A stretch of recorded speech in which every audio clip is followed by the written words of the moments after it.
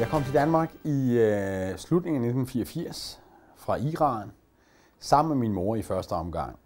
Og vi flygtede fra Iran, fordi at min familie tilhører en religion, der hedder Baha'i-religionen, som blev forbudt i Iran. Kort sagt så går den inden for ligestilling mellem mænd og kvinder, oplysning til alle, og det ønske, at hele verden skal betragte sig selv som værende et land. Jeg kan huske, at for eksempel vores skole, det var ikke et sted, hvor man fik undervisning i at blive dannet som menneske, men man blev uddannet til at være tro mod styret. Det var hjernevask, det var ensretning, og hele tiden det, at islam er det bedste, er det eneste. Alt andet, eller andre religioner, de er vantro. Hver morgen skulle vi råbe, død over USA, død over Israel, og det var det strid imod mine værdier, mine grundværdier. Det man lærte i skolen, det var, at det var fantastisk godt at blive martyr. Det er det eneste, det største, du kan opleve. De sagde, at hvis du dør i Guds navn, i Allahs navn, så vil du blive belønnet. Alt det, der er forbudt her på jorden, det vil være lovligt for dig.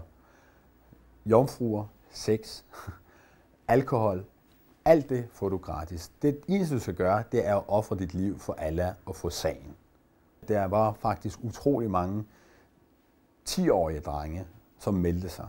Det var utrolig mange af ikke mine kammerater helt personligt, men mange af min generation, som blev hjernevasket til at melde sig som minerydder til krigen mod Irak dengang i 80'erne.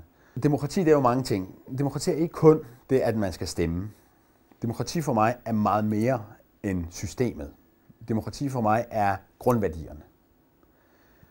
Det er personlig frihed. Det er ytringsfrihed.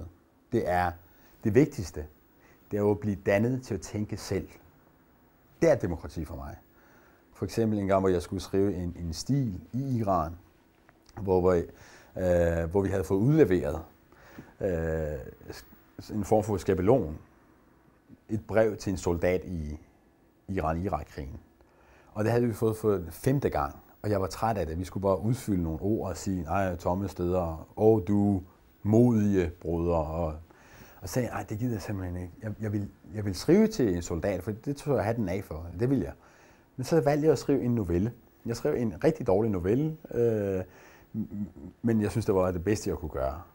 Og så gav jeg det til vores lærer. Og der prisen for det var, at jeg fik tæsk af min lærer, fordi jeg ikke havde lyttet til, hvad han sagde, og hvad det var, jeg skulle gøre. Jeg fik en ordre fra systemet, og det skulle udfylde, og det sagde jeg nej til, og ville gøre det på min egen måde. Og der fik jeg tæsk. Og der er forskel på demokratisk tankegang og totalitær tankegang.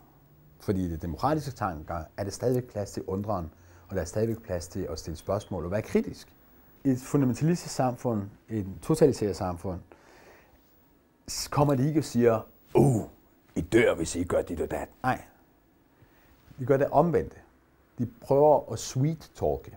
Det de sagde, det var, at det var vores pligt som borgere i et islamistisk eller islamisk samfund, som var det utopiske samfund, at fortælle vores lærer om, hvad vores forældre gik rundt og snakkede om.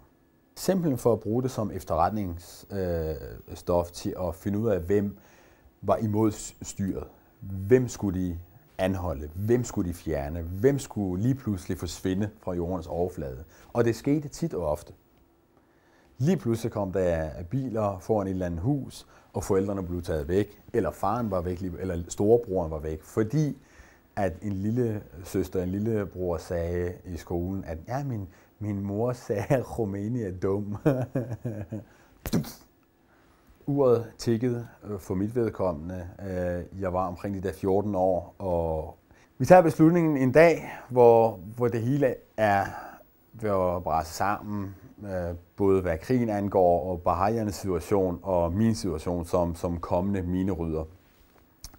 Og min far siger, at min mor og jeg, vi skal flygte ud af landet, og vi skal købe et pas, et falsk pas, så min mor og jeg, vi er i sikkerhed først. Min mor vil ikke forlade Iran uden min far. Men vi har ikke råd til at købe et pas, eller til os alle tre. Men hun ville ikke. Og så sagde min far, at vi stemmer om det. Så vi stemte om det. Vi diskuterede tingene, og så stemte, og hun tabte 2-1. Og det var min første rigtige demokratiske valgdeltagelse. Det var vores egen flugt. Det første indtryk, jeg fik af Danmark, da jeg gik rundt i gaderne for mig selv dagen efter, vi var ankommet til København, det var, at jeg var kommet tilbage til det Iran, som vi var gået glip af siden 79.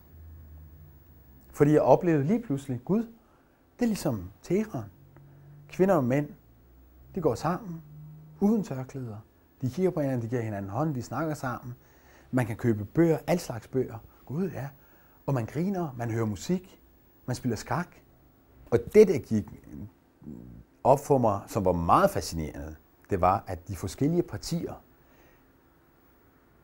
ikke brugte vold mod hinanden.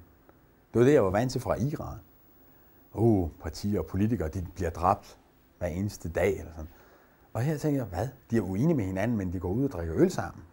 Den første personlige oplevelse, jeg havde helt bogstaveligt forstand, en personlig oplevelse med demokrati, det var, da jeg selv stillede op i, jeg tror i 2G, i et kor, ungdomskor, jeg var medlem af, til deres korråd. Jeg kan tydeligt huske den underlige følelse af at komme og med et smil og underlige forklaringer på, hvad jeg ville gøre, når jeg kom ind, og få så mange stemmer. Det synes jeg var meget underligt, for du skal tænke på, at jeg for ganske få år forinden havde været i Iran, hvor jeg havde fået tæsk for at tænke selv. Det var en kæmpe stor oplevelse for mig. Jeg oplever Danmark som et demokratisk samfund, som er velfungerende, som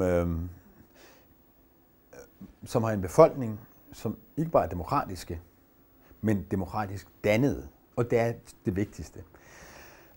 Men på samme tid vil jeg sige, at Danmark er et land, som nyder så godt af frihed og demokratiet, at i seneste tids hændelser, for eksempel Muhammed-krisen og alle de ting, der har vist, at vi er faldet i søvn. Vi tror, at demokrati og frihed er noget, der kommer til os fra kommunekassen, eller fagforeningerne sørger for det. Vi glemmer, at frihed koster. Det koster nogle gange venskaber, opportune venskaber. Det koster i værste tilfælde livet.